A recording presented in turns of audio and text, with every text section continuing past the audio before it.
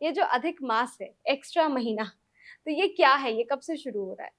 देखिए अदिति, हुँ, हमारे शास्त्रों में अधिक मास की विशेष महिमा बताई गई। इसे अधिक मास, मल मास और पुरुषोत्तम मास कहा गया। हुँ, यदि हम इस साल की बात करें तो साल 2026 में अधिक मास 17 मई रविवार से शुरू होगा और अधिक मास का समापन 15 जून सोमवार को होगा।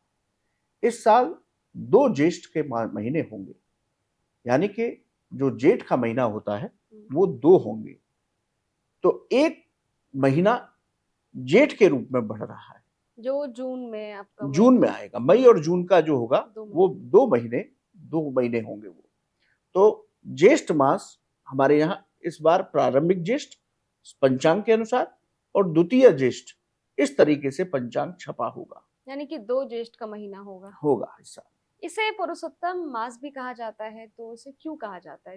इसके पीछे कहानी क्या है? देखिए अदिति, हमारे यहाँ अधिक मास की बहुत अधिक महत्ता बताई गई।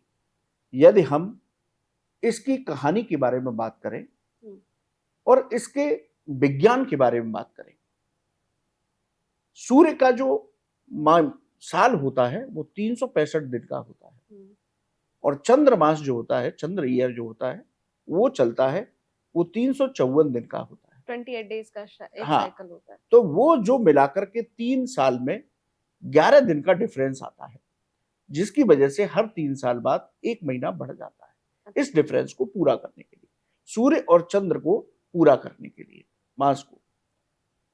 इस वजह से 1 महीने की बढ़ोतरी हुई। यदि हम धार्मिक दृष्टि से देखें तो इसको मल मास कहा गया।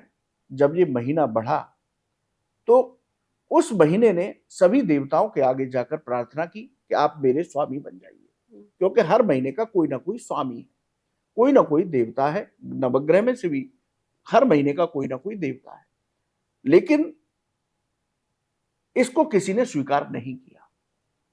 तब ये मल मास भगवान विष्णु के पास वैकुंठ लोक पहुंचा। हुँ, वैकुंठ लोक पहुंच करके उसने भगवान विष्णु से दुखी मन से प्रार्थना की कि हे प्रभु, मैं प्रकट हुआ लेकिन मुझे कोई स्वीकार करने को तैयार नहीं है। हुँ, भगवान विष्णु ने जब उसका दुख को समझा तो भगवान विष्णु ने कहा कि मैं तुम्हें अपना पुरुषोत्तम मास नाम देता हूं, हुँ, आपको मेरे नाम से जाना जाएगा और इस महीने को पुरुषोत्तम मास कहा जाएगा। ये महीना मुझे बहुत अधिक प्रिय होगा। इस महीने में जो भी पूजा पाठ और दान करेंगे उनको मेरी कृपा के साथ अक्षय पुण्य की प्राप्ति होगी, उनके जीवन में धन की वृद्धि होगी, कभी धन की समस्या नहीं रहेगी। इस तरीके से इस मल मास को भगवान पुरुषोत्तम ने, भगवान विष्णु ने अपना पुरुषोत्तम नाम देकर के महान बना दिया, अद्भुत बना दिया। तो अधिक मास परम कल्याणकारी मास माना गया। जो हमारे संत जन हैं, जो हमारे भगवत भक्त लोग हैं, इस महीने का इंतजार करते हैं। इस महीने के आने पर जो उनके यहाँ दिव्य अनुष्ठान चलते हैं इस महीने में, वो देखने लायक होते हैं। तो इस समय पर हमें अपने गुरुदेव के यहाँ, संतों के यहाँ और तीर्थों में जाकर के यात्रा करनी चाहिए। और अधिक मास में विशेष रूप से शास्त्र कहते हैं कि ब्रज में 84 लाख देवता विचवास करते हैं अधिक मास में। हुँ। इसलिए ब्रज में अधिक मास की यात्रा का, अधिक मास में ब्रज की यात्रा का बड़ा विशेष महत्व है। तो ब्रज में अवश्य इस 1 महीने के अंदर एक दिन अवश्य जाकर के भगवान का दर्शन और ब्रज धाम की परिक्रमा अवश्य करनी चाहिए। क्या आप जानते हैं श्री कृष्ण ही काली है? क्या आपको पता है राधा जी ने श्री कृष्ण के सामने कौन सी 3 शर्तें रखी थी? क्या आप जानते हैं कि द्रौपदी पिछले जन्म में कौन थी और उन्हें 5 पति कैसे मिले?